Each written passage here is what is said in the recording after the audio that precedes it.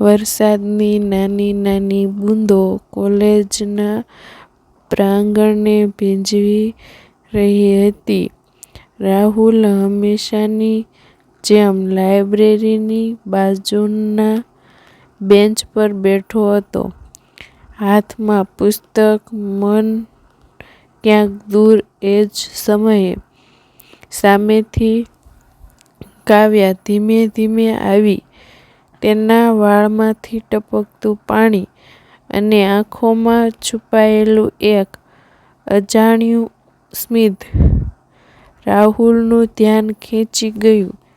એમની મુલાકાત રોજની હતી, પણ વાત ક્યારેય પૂરી થતી નહોતી. પુસ્તકો, સપનાઓ, જીવન બધું શેર થતું, માત્ર પ્રેમ શબ્દ ક્યારેય બોલાતો નહીં. એક દિવસ કાવ્યાએ કહ્યું, "ક્યારેક લાગે છે કેટલીક લાગણીઓ બોલાય નહીં તો પણ સમજાય છે." રાહુલ હળવેથી હસ્યો.